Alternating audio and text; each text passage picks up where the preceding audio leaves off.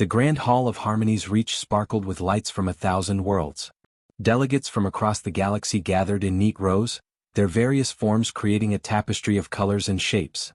Some floated, some stood on multiple legs, and some sat in environmental suits filled with strange gases. At the center of it all, a human woman named Elena Reyes stood alone on the polished floor. She wore a simple gray suit, nothing fancy. Her dark hair was pulled back in a practical knot. She looked small compared to the towering aliens around her, but her posture was relaxed and confident.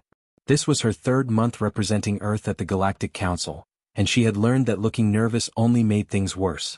Across from her, the Cthulhu delegation stood in perfect military formation.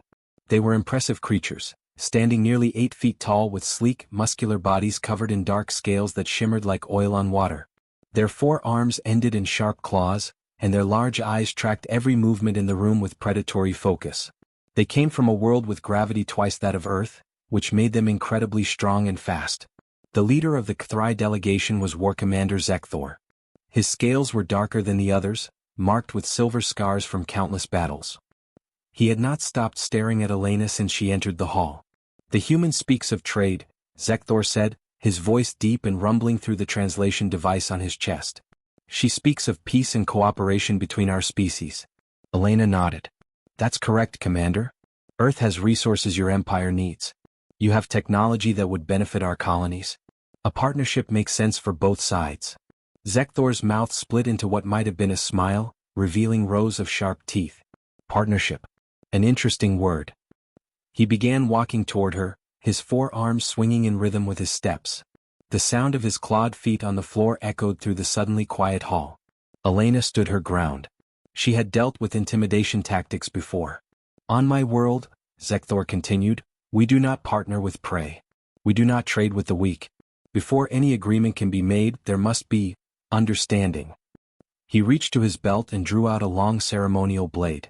It was beautiful, with a curved edge that gleamed under the lights. Ancient symbols were carved into the metal. Several delegates gasped. Others shifted uncomfortably in their seats. "This is the blade of first meeting," Zek'thor announced to the hall. "For 10,000 years, my people have used it to test those who seek our respect. The ritual is simple. I throw the blade. You catch it. If you succeed, we talk as equals. If you fail..."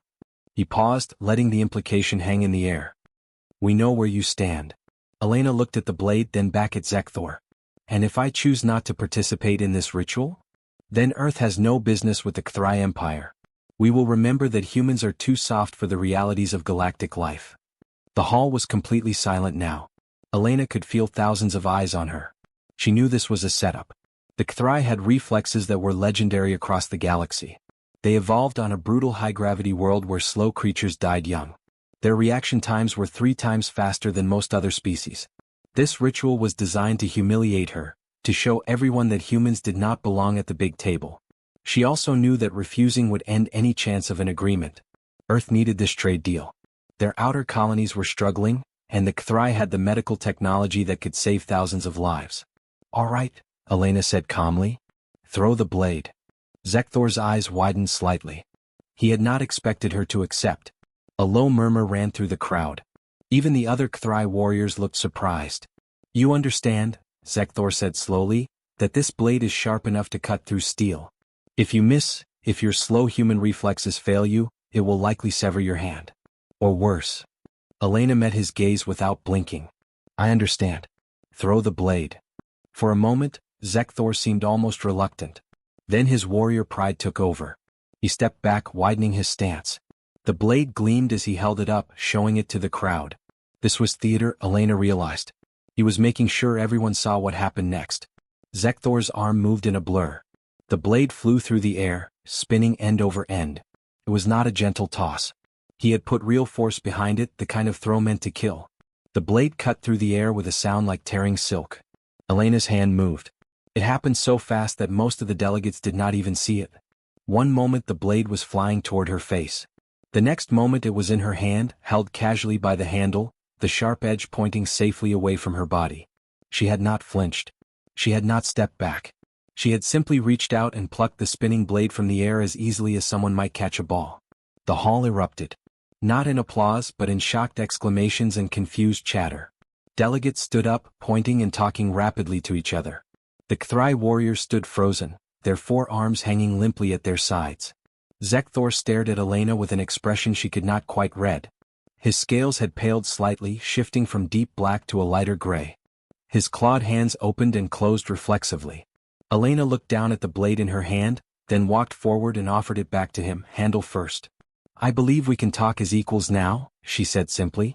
Zek'thor took the blade with one trembling hand. He looked at it, then at Elena, then at his own warriors. None of them moved. None of them spoke. "That should not be possible," he finally said, his voice barely above a whisper. Elena tilted her head slightly.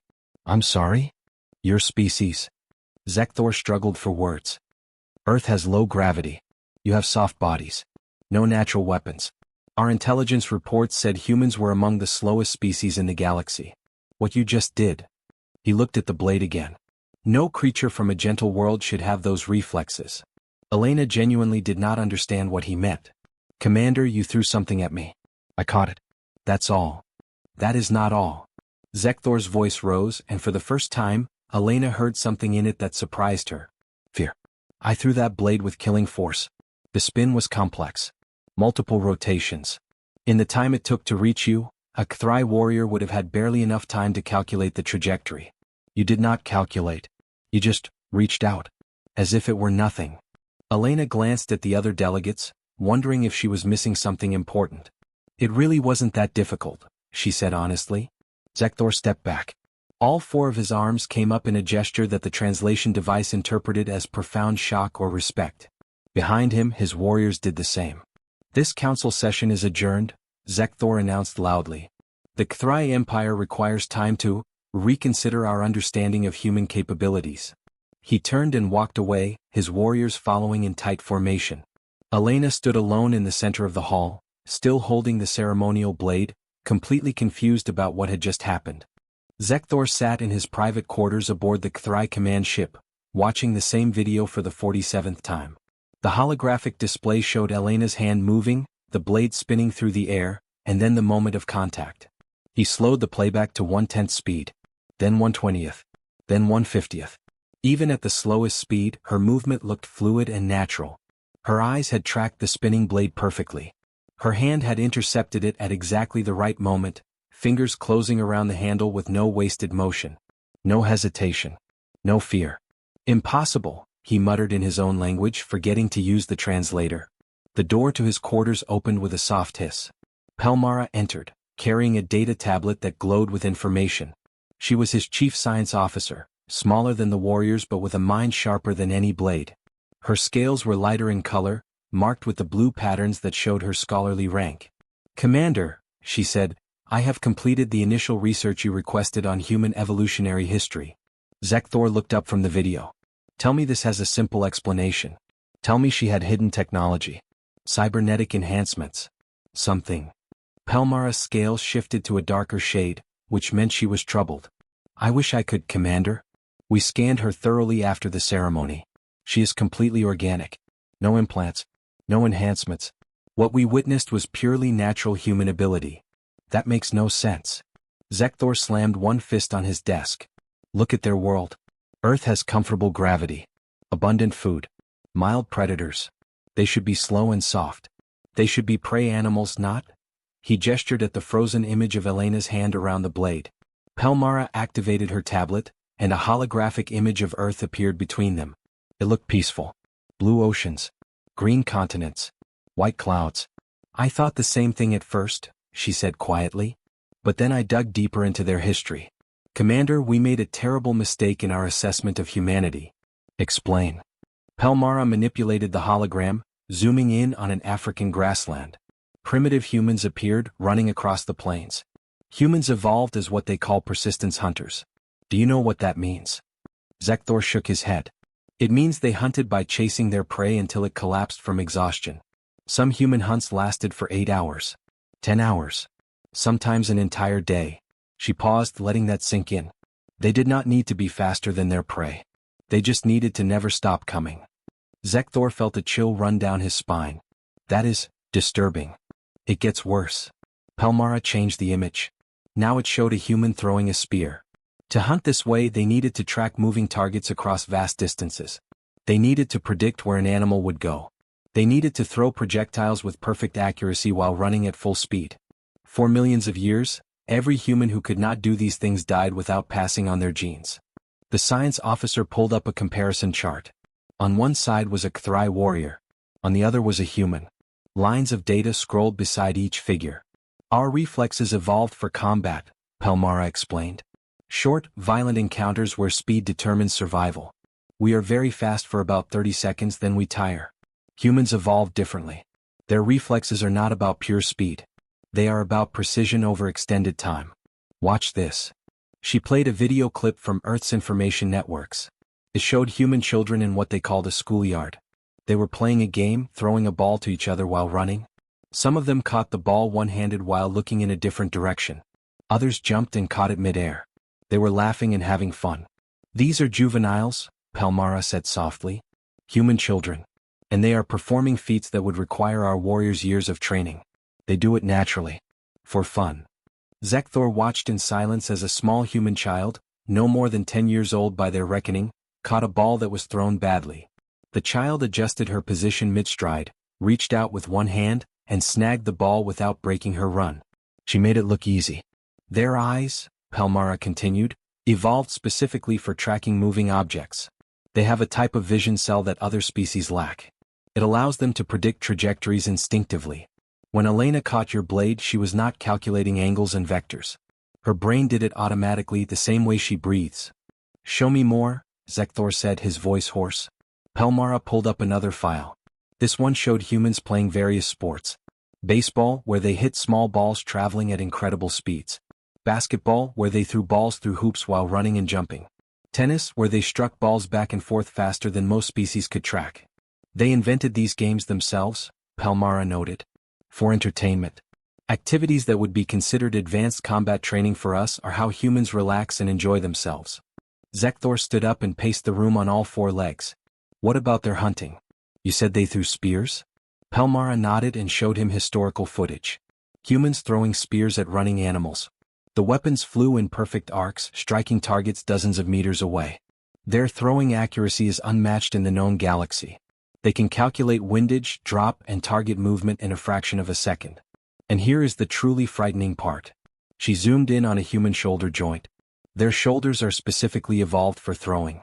The ball and socket joint, the way their muscles attach, the structure of their collarbones. All of it designed for one purpose: to launch projectiles with devastating accuracy. No other species in the galaxy has this adaptation. Because no other species needed it, Zek'thor said slowly, understanding dawning. They are the only pursuit hunters to achieve sentience. Exactly. Every other intelligent species evolved from ambush predators, herd prey, or scavengers. Humans are unique. They ran down their prey, tracked it for hours or days, and then killed it from a distance with thrown weapons. Their entire nervous system is built around hand-eye coordination that we cannot match. Zek'thor sat down heavily. He thought about the fleet he had positioned near human space. 15 warships. 3,000 of his finest warriors. All prepared for what should have been an easy conquest of a weak, primitive species. We would lose, he said quietly. In close combat? Absolutely. Pelmara closed her tablet.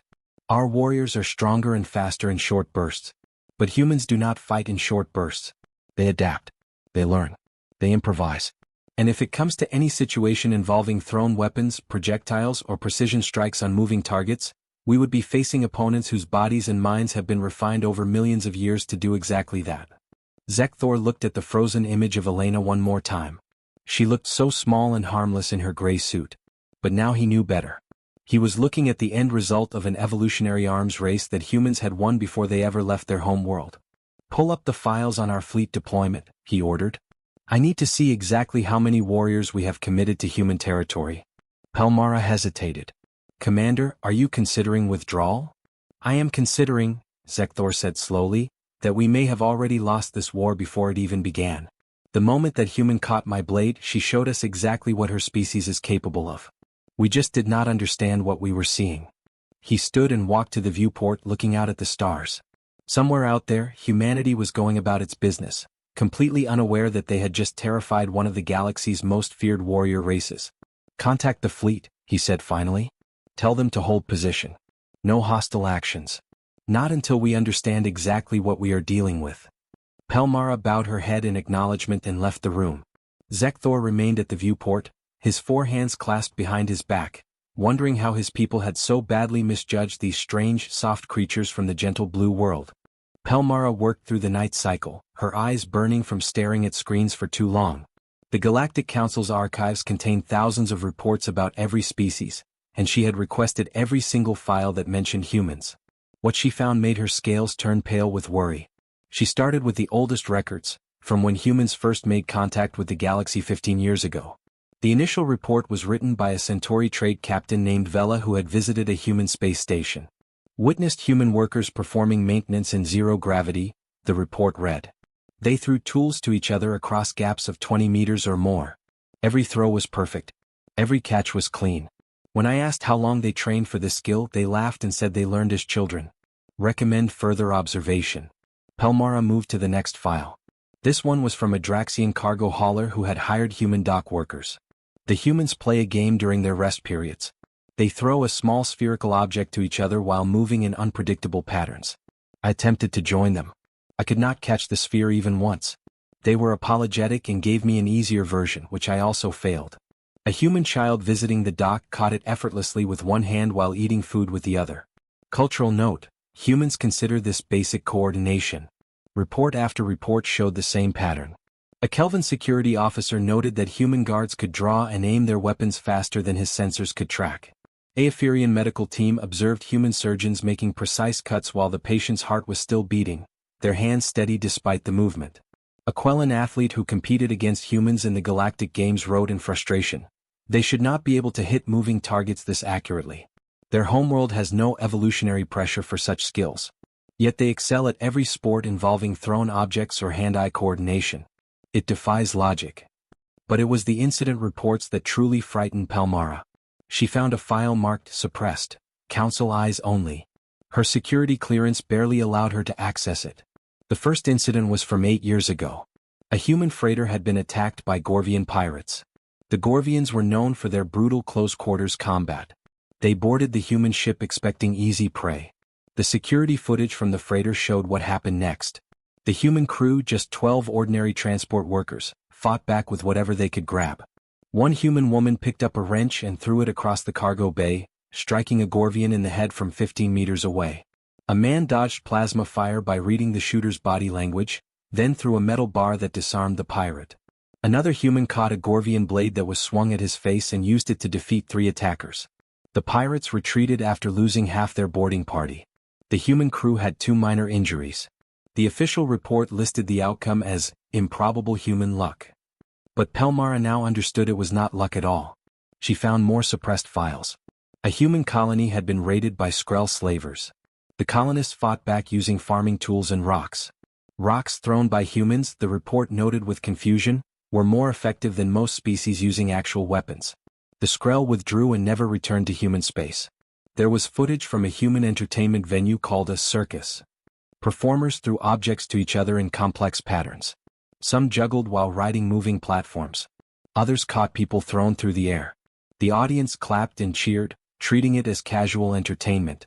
A Vorton observer who witnessed this wrote, "These humans perform feats that would make them legendary warriors on my homeworld, and they do it to amuse their children. I do not understand this species."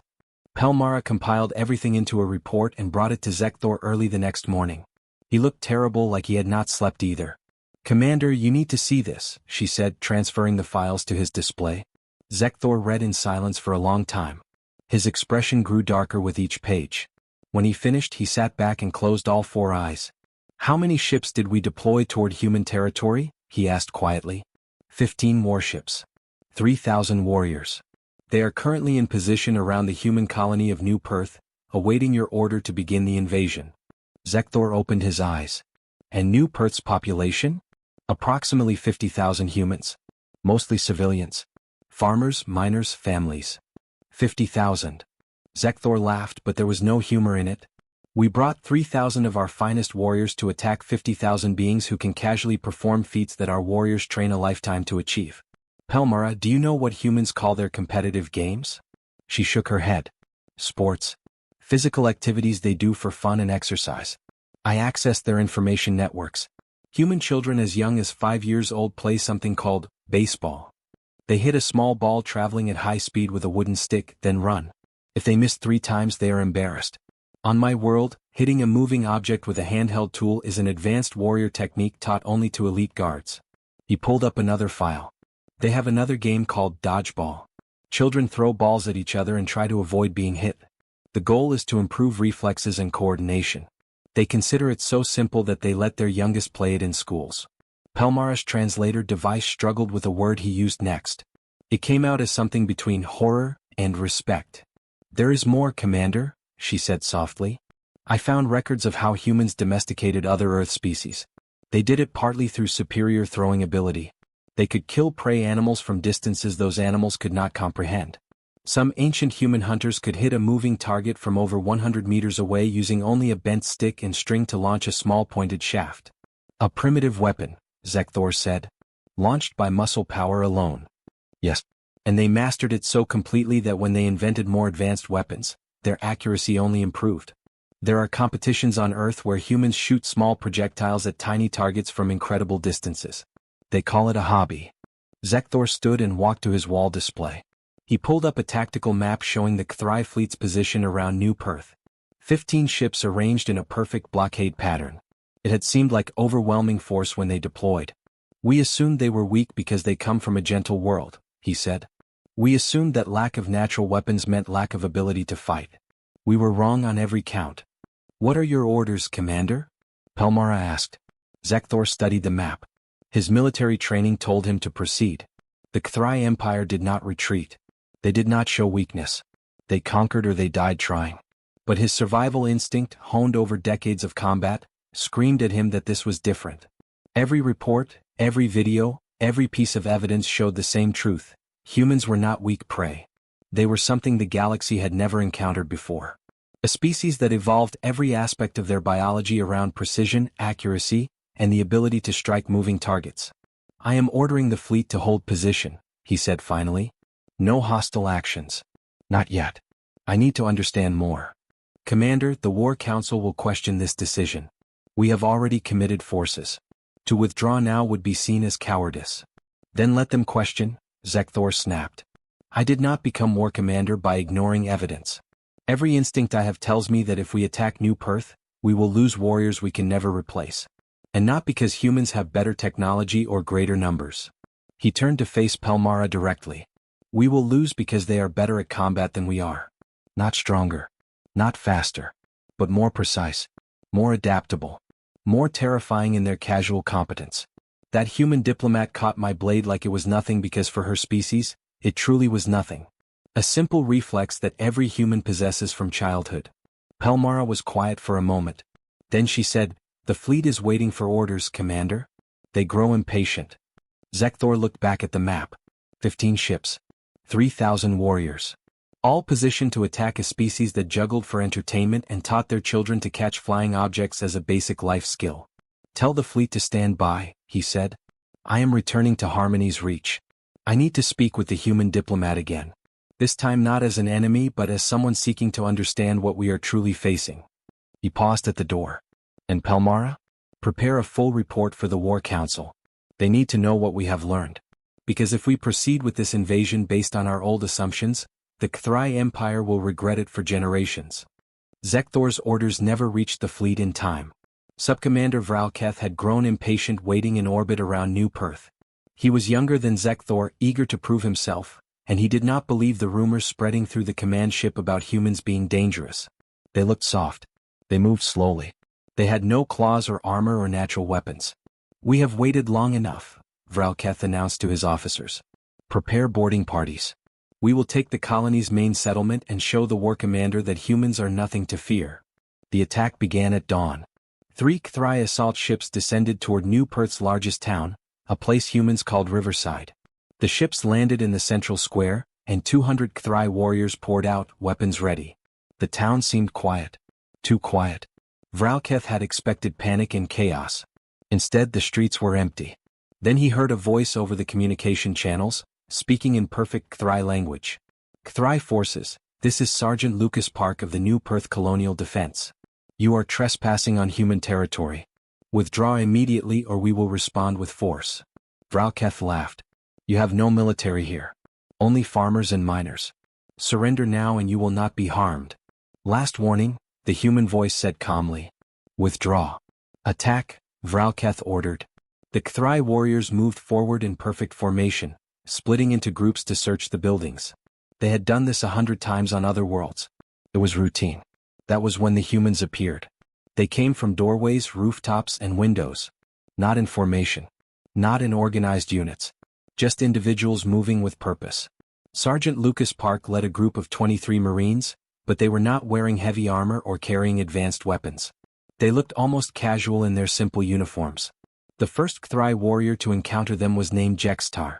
He was fast, even by Zek'thor standards. He saw a human Marine standing in an alley and charged, raising his plasma blade for a killing strike. The human did not run. She did not even look scared. She just watched Zek'thor come, her eyes tracking his movement with an intensity that made him uncomfortable.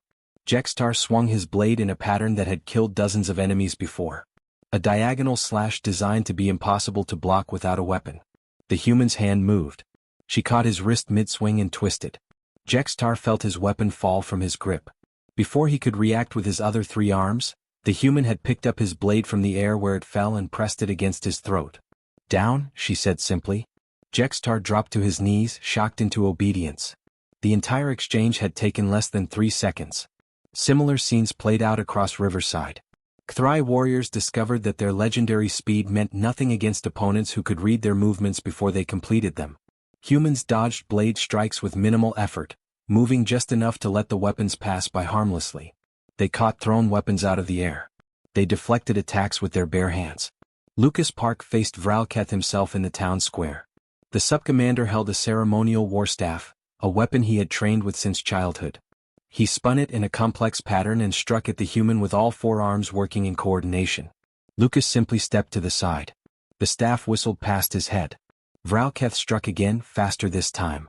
Lucas leaned back slightly, and the weapon missed by a finger's width. Another strike. Lucas raised one hand and caught the staff mid-swing.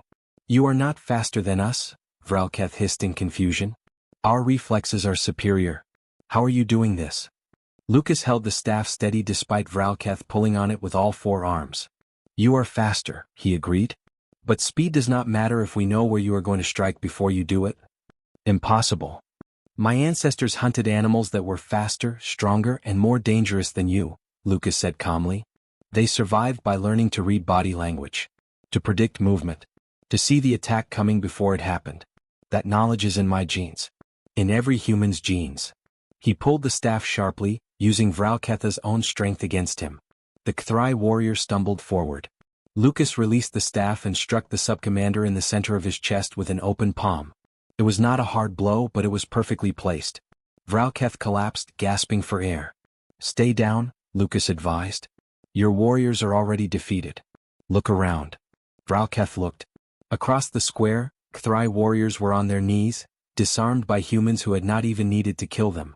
Some humans stood casually over multiple defeated warriors. Others were helping injured Zek'thor to their feet, treating them with medical supplies. A young human woman, barely adult by their standards, held 4 Zek'thor blades in her hands. She had caught them all as they were thrown at her by different attackers. She looked embarrassed rather than proud. Sorry, she called out. Dad taught me to catch anything thrown at me. Old habit. Pelmara's voice crackled over Vralketh's communicator. She had been monitoring the assault from the command ship above. Sub-Commander, I am reading massive Zek'thor casualties. Request immediate. She paused. Wait. No Zek'thor deaths. Only injuries and surrenders. What is happening down there? We lost, Vralketh said quietly. We lost in minutes. Lucas offered his hand to help Vralketh stand. The Zek'thor warrior stared at the hand for a moment, then accepted it. The human pulled him to his feet with surprising strength. Your war commander Zek'thor was right to hesitate, Lucas said. We do not want war with your people. We never did. But if you force us to fight, you will discover what millions of years of hunting Earth's most dangerous predators taught us. What did you hunt? Vralketh asked, genuinely curious now.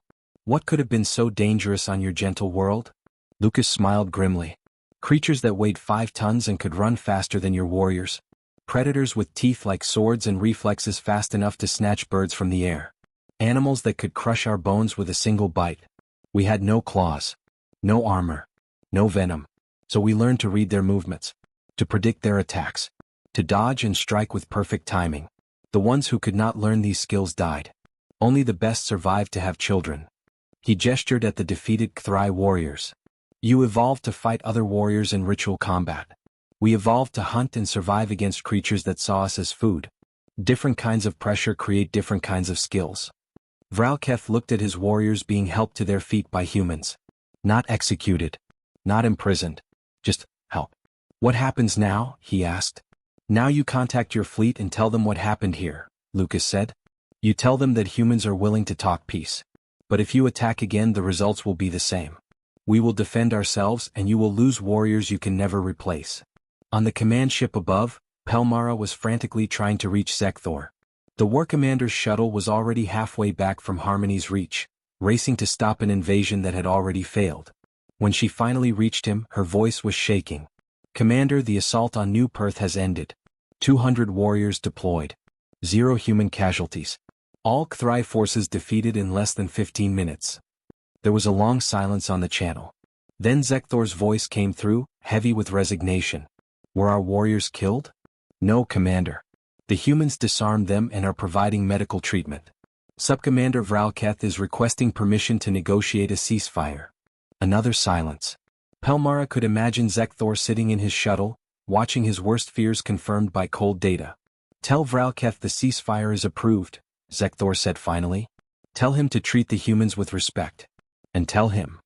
He paused. Tell him he just learned the same lesson I did. These humans are not prey. They never were. We simply did not understand what we were seeing. Pelmara closed the channel and looked at the tactical display. 200 of the Kthrai Empire's finest warriors, defeated by a small group of human colonial defenders who had barely needed to use lethal force. The war, she realized, had been over before it began. Zek'thor had seen the truth when Elena caught his blade. The rest of the Kthrai forces had just needed to learn it the hard way. Zek'thor returned to Harmony's Reach 3 days after the failed invasion. His shuttle docked at the station in silence. No ceremony. No honor guard. Just a defeated commander coming to face the consequences of his people's arrogance. Elena Reyes was waiting for him in the same grand hall where everything had started. She stood in the center of the polished floor, hands clasped behind her back, looking exactly as she had before. Small. Calm. Unremarkable to anyone who did not know better. Zek'thor approached slowly. His scales had turned a dull gray, the color of shame among his people. Behind him walked Pelmara and Vralketh, both keeping their eyes lowered. Ambassador Reyes, Zek'thor said formally. I have come to offer the surrender of Kthrai forces in human territory and to request terms for peace. Elena tilted her head slightly. Commander, we were never at war. Your forces attacked.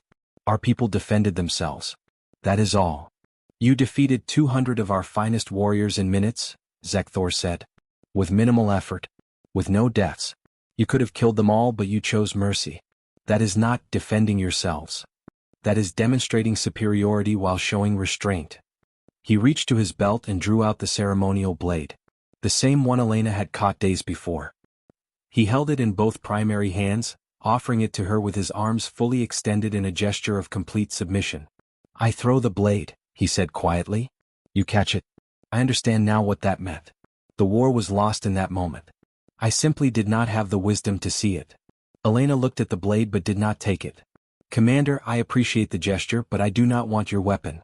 I want to understand why you thought attacking us was a good idea in the first place. Zek'thor lowered the blade slowly. Because we saw weakness where we should have seen strength. Your world is gentle. Your people have no natural weapons. You smile and speak of cooperation and peace. Everything about you suggested you were prey animals who had somehow stumbled into space travel. And now? Elena asked. Now I know better. Zek'thor straightened to his full height. I have watched videos of your children playing. I have read reports of your history. I have seen what your people can do with their hands and eyes. And I have witnessed my warriors defeated by your colonial defenders who were not even trying to kill. He gestured to Pelmara, who stepped forward and activated a holographic display. It showed Elena catching the blade, played in extreme slow motion. This moment haunted me, Zek'thor continued. I could not understand how you moved so perfectly, so efficiently. Then my science officer explained your evolution. Pursuit hunters. Persistence predators. A species that survived by never giving up and always hitting their target. The hologram changed, showing images of ancient humans hunting with spears. Then modern humans playing sports. Then the footage from New Perth, where human marines had dismantled Zek'thor warriors with casual competence. We Zek'thor evolved on a high-gravity world, Zek'thor said. We became strong and fast because our planet demanded it. We thought this made us superior warriors. But we were wrong. Strength and speed mean nothing against opponents who can read our movements before we make them. Who can catch our weapons from the air. Who can dodge our strikes without wasted motion. Elena listened patiently. When Zek'thor finished, she spoke softly. Commander, you are describing abilities that humans consider completely normal. We do not think of ourselves as warriors. Most of us are not. We are farmers, teachers, engineers, parents. The people who defended New Perth were just colonists protecting their homes. I know, Zek'thor said. That is what terrifies me. Your regular civilians defeated our professional soldiers. What would happen if we faced your actual military? Your trained warriors? You will never have to find out, Elena replied. Because Earth does not want war with the Zek'thor Empire. We never did. We came to the galaxy seeking friends and trading partners, not enemies. Zek'thor stepped forward, his scales showing the pale color of humility. Ambassador, I led the attack on New Perth against orders. I did not believe the warnings about human capabilities. I thought Zek'thor was being overly cautious.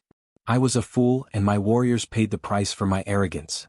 Your warriors are all alive and recovering, Elena pointed out. Our medics treated their injuries. We sent them back to your ships with food and medical supplies. We even apologized for the misunderstanding. You apologized, Zek'thor repeated in disbelief. You defeated us completely and then apologized. I do not understand your species at all. Elena smiled slightly. Humans have a saying, do not mistake kindness for weakness. We are capable of violence when necessary. Our history is full of terrible wars. But we learned that cooperation and peace produce better outcomes than constant conflict. Just because we can fight does not mean we should. She walked closer to Zek'thor and looked up at him. Even standing at his full height, he towered over her. But somehow she did not seem small anymore. Commander, I caught your blade because you threw it at me. It was a test and I passed without even thinking about it. That is what frightened you. Not that I am strong or fast, but that something you considered incredibly difficult was completely natural to me. Yes, Zek'thor admitted. Then let me teach you something else about humans, Elena said. We are very good at making friends with former enemies. Some of Earth's closest allies were once our greatest adversaries. We fought terrible wars and then we helped each other rebuild. We learned from each other. We grew together. She held out her hand to Zek'thor. The Zek'thor Empire attacked us out of ignorance. You did not know what humans were truly capable of. Now you know. The question is, what happens next? Do we become enemies or do we become something better? Zek'thor stared at her outstretched hand. In Zek'thor culture, touching another being's hand was a sign of deep trust. It meant putting yourself within striking range of someone who could harm you. Slowly, carefully, he reached out with one primary hand and clasped hers. Her grip was firm and warm. Human hands, he had learned, were incredibly precise instruments. They could strangle, strike, or catch flying blades. But they could also heal, build, and offer friendship. I propose an alliance, Elena said. The Zek'thor Empire has technology and knowledge that could benefit humanity. Earth has resources and perspectives that could benefit your people. Why waste time fighting when we could be helping each other? Pelmara stepped forward. Ambassador, if I may speak? I have studied human culture extensively over the past few days. Your people have a tradition of turning rivals into partners. You compete fiercely in sports and business, but you respect those who compete well. Is this correct? Very much so, Elena confirmed. Then perhaps the Zek'thor and humans are not so different, Pelmara suggested. We respect strength. You demonstrated strength. Not through cruelty or conquest, but through competence and restraint.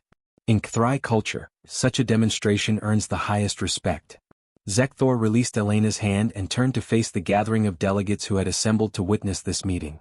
Representatives from dozens of worlds watched in silence. The Zek'thor Empire formally withdraws all hostile forces from human space, he announced. We acknowledge that we underestimated humanity and attacked based on false assumptions. We seek peace and alliance with Earth and all her colonies. He turned back to Elena. But I must ask one thing. The Galactic Council's database lists humanity as a Class 7 species. Peaceful. Non-aggressive. Low combat capability. This information is dangerously wrong. Other species might make the same mistake we did. Elena nodded thoughtfully. What do you suggest? The truth, Zek'thor said simply. Let the galaxy know what humans really are. Not prey. Not weaklings. But pursuit predators whose evolutionary advantages make them formidable opponents in any physical confrontation. Species should approach humanity with respect, not contempt. Elena considered this. Then she smiled. I will speak with Earth's government. But I think we can agree to a database update. Something accurate but not threatening. May I suggest the wording? Pelmara asked. She pulled up a draft document on her tablet. Humanity, pursuit apex predator. Exceptional hand-eye coordination and reflexive capabilities evolved from persistence hunting. Extremely accurate with projectile weapons and thrown objects. Capable of reading body language and predicting movement patterns. Exercise appropriate caution in physical confrontations. Highly values cooperation and peaceful resolution but will defend territory and allies with extreme competence. Elena read it and laughed. That is probably the most honest species description in the entire database. I approve. Over the next few hours they worked out the details. The Kthri would share their advanced medical technology with human colonies. Humans would provide agricultural expertise to help Kthri worlds increase food production. Cultural exchanges would begin immediately. And most importantly, Kthri warriors would train alongside human marines to learn from each other's techniques. As the meeting concluded, Zek'thor walked with Elena to the station's observation deck. They stood side by side looking out at the stars. I have one question, Zek'thor said. When I threw that blade at you, were you afraid? Elena thought about it. No. Should I have been? Most beings would have been terrified. It was a weapon thrown with lethal force. Commander, when I was 7 years old, my father taught me to play catch with a baseball. That is a hard sphere thrown at high speeds.